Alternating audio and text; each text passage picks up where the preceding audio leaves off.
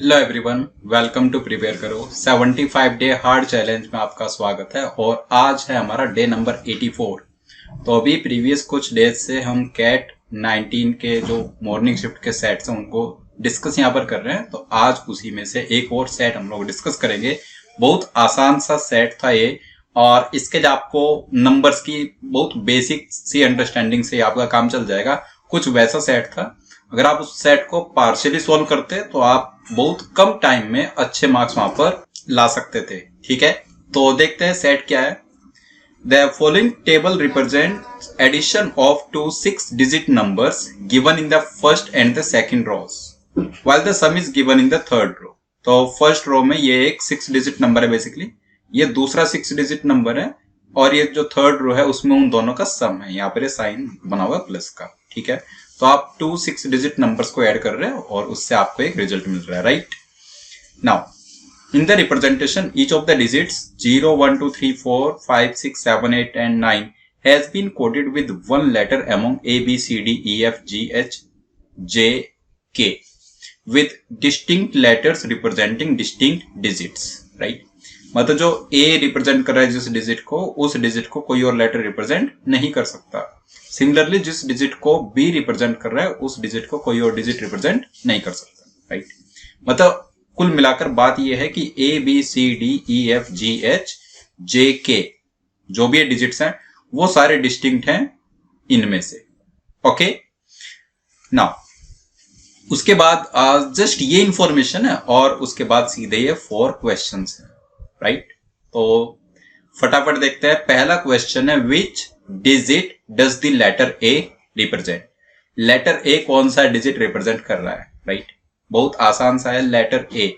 अगर आप यहां पर ये वाला डिजिट देखो ए, आपने 2 नंबर्स को ऐड किया। अगर मैं इनको ग्रेटेस्ट नंबर्स भी मान लूं, मतलब यहां पर 9 हो, हर जगह पर 9 9 9, ये सारे अगर 9 हो, वैसे तो पॉसिबल नहीं है बट जस्ट एज्यूम, इससे बड़ा नंबर तो नहीं हो सकता ना।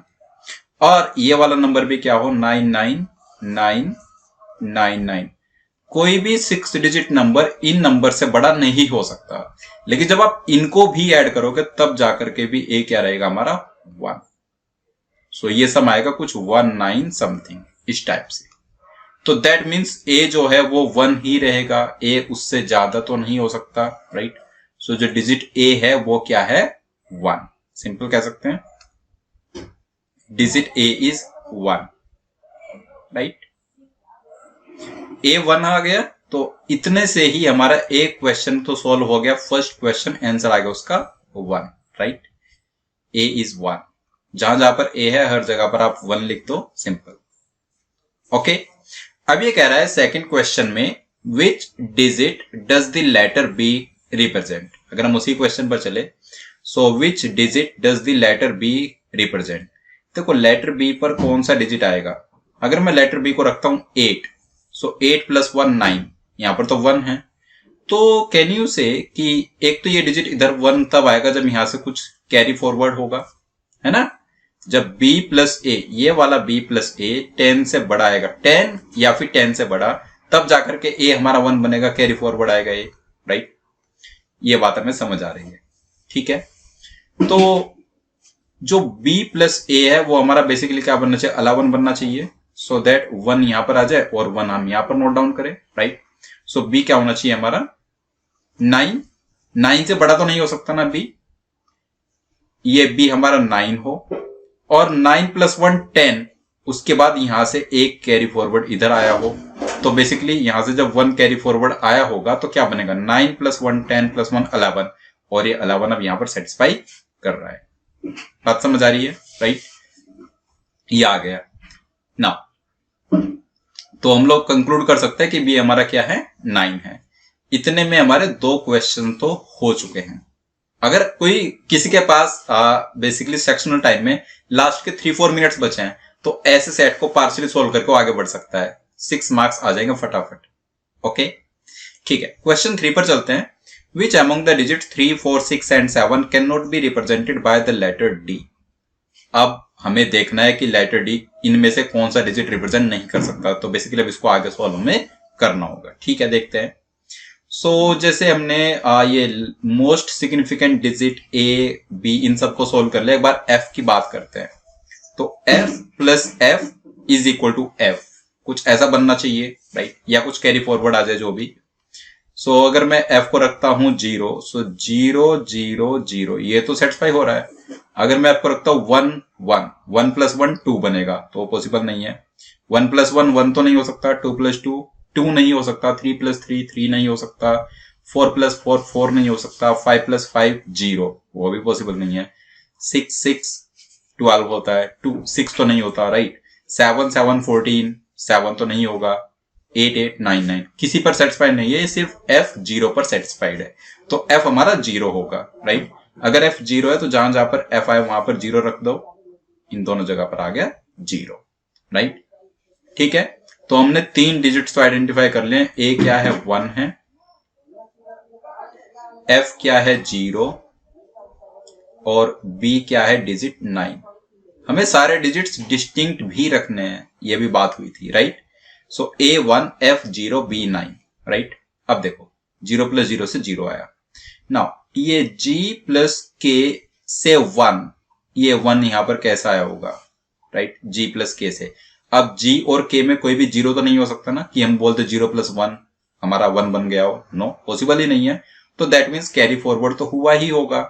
तो ये जो 1 यहां पर आपने लिखा है ना, बेसिकली टोटल हमारे पास 11 था, 1 यहां पर कैरी फॉरवर्ड हुआ होगा प्रीवियस स्टेप से, राइट। तो आप कह पा रहे हो कि जो G प्लस के है वो कितना है, 11 है। G प्लस के इज इक्वल टू 11, राइट। अगर ये 11 है तो ये कैसे कैसे बन सकता है, आप डिजिट 109 को यूज नहीं कर सकते, तो 1 की जगह 2 यूज कर सकते हैं, 2, और ये कितना बन जाए 9, पॉसिबल नहीं है 2 प्लस 9।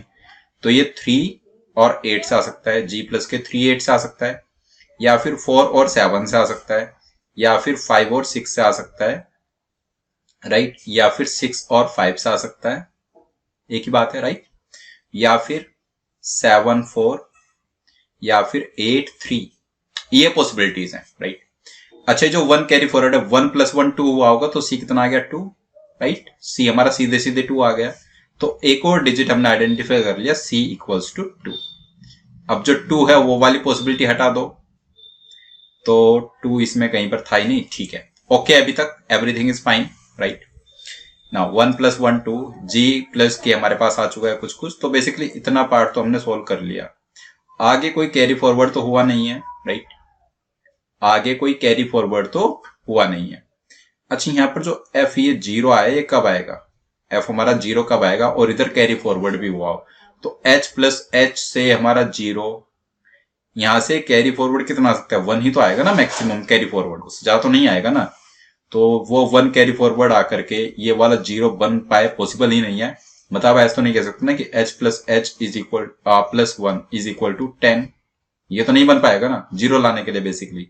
तो H plus H, basically H हमारा क्या होना चाहिए, 5 होना चाहिए, दैट मीन्स H हमारा क्या होगा 5। क्या बन जाएगा 5 प्लस 5 10, ये 0 और 1 हो गया कैरी फॉरवर्ड। दैट मीन्स इससे प्रीवियस स्टेप से कोई कैरी फॉरवर्ड नहीं आया हमारे पास, राइट। H 5 आ गया, तो H भी हमारा फिक्स है 5। अब अगर H 5 आ गया तो आप ये वाली पॉसिबिलिटी हटा दो और ये वाली पॉसिबिलिटी हटा दो, राइट। 5 तो नहीं यूज कर सकते फर्दर आप, ठीक है ना। ये आ चुका है हमारे पास। अब क्या बचा, एक डिजिट बचा J, और ये है G, और G और K, मतलब डिजिट G बचा हुआ है, डिजिट J बचा हुआ है, और डिजिट K बचा हुआ है, राइट, ये बचे हुए हैं, ठीक है। नेक्स्ट, अगर हमें ये यहां पर G क्या क्या हो सकता है, 3 4 7 8, अगर ये G 3 है, सपोज 3, तो J आ जाए 2, लेकिन 2 तो डिजिट C पर है, राइट, 2 तो डिजिट C पर है ना। तो आप कह सकते हो कि G हमारा 3 नहीं होना चाहिए, राइट, क्योंकि J हमारा 2 नहीं हो सकता, क्योंकि C हमारा 2 ऑलरेडी है, तो G कांट बी 3, ये वाली पॉसिबिलिटी हटा दो। एक बार G को 4 रख के देखें, अगर मैं कहूं G हमारा 4 है तो J कितना होना चाहिए 3, क्या डिजिट 3 यूज हो चुका है, 9, ये पॉसिबल है, तो G हमारा 4 तो हो सकता है, G कैन बी 4। G को 7 रख के देखे, अगर ये G 7 है तो J क्या आना चाहिए 6, राइट, 7 और 6, ये पॉसिबल है, हाँ ये भी पॉसिबल है, G 7 भी हो सकता है, ओके। देन जी 8 हो सकता है क्या? अगर जी को 8 रखे तो जे क्या होगा? 7। 7 कहीं ऊपर यूज तो नहीं हुआ है ना, 1 0 9 2 5 ये डिजिट्स यूज हुए हैं, तो जी कैन बी 7 और G can be J can be 7 and G can be 8, that means तो ये पॉसिबल है, राइट। अब चले क्वेश्चन नंबर 3 पर। तो क्वेश्चन नंबर 3 कह रहा है which among the digits 3 4 6 and 7 can not be represented by the letter D. अच्छा, उससे पहले एक बार ये फोर्थ क्वेश्चन सोल्व कर लेते हैं। Which among the digits 4, 6, 7 and 8 cannot be represented by the letter G? Letter G कौन सा नहीं हो सकता? तो लेटर G 4, 6, 7, 8, 4 तो हो सकता है, 7 भी हो सकता है, 8 भी हो सकता है, लेटर G 6 नहीं हो सकता, राइट। तो letter G can't be 6। Fourth question का आंसर क्या आ गया? 6, राइट। 4, 7, 8 तीनों में से कोई भी डिजिट G के लिए पॉसिबल है, बस 6 पॉसिबल नहीं है, ओके। क्वेश्चन 3 कह रहा था which among the digit 3 4 6 and 7 can not be represented by the letter D. 3 4 6 and 7, okay. एक केस लेकर चलो, G K J और ये है D हमारा। अगर मैं इस केस के करस्पॉन्डिंग बात करूं 4 7, तो G हमारा 4 है, K हमारा 7 है। जब G 4 होगा तो J कितना होगा? Actually A plus J is G। A हमारा 1 है, तो 1 प्लस 3 4 के बराबर होगा, ठीक है। ये फर्स्ट केस 4 7 3। दूसरा केस ये वाला उठा लेते हैं 7 4 वाला। अगर G 7 है तो K कितना होगा? 4 और ये 7 है तो J कितना होगा? 6। जस्ट G से 1 लेस 7 4 6, ये दूसरा केस। और तीसरे केस की बात करें तो 8 3 वाला केस है। G हमारा 8 हो, K हमारा आ जाएगा 3 और अगर G 8 है तो J क्या होगा? 7, 8 से 1 लेस।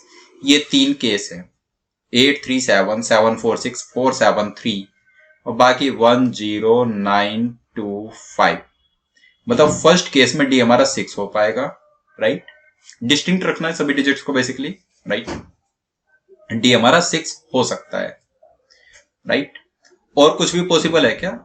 1 0 9 2 5, 5 डिजिट तो यहां पर यूज हो गए और 4 यहां पर यूज हुए हैं, तो एक डिजिट और हमारा बच गया है 4 7 3 एंड 8, तो 6 लेस 8 ये हो सकता है, राइट।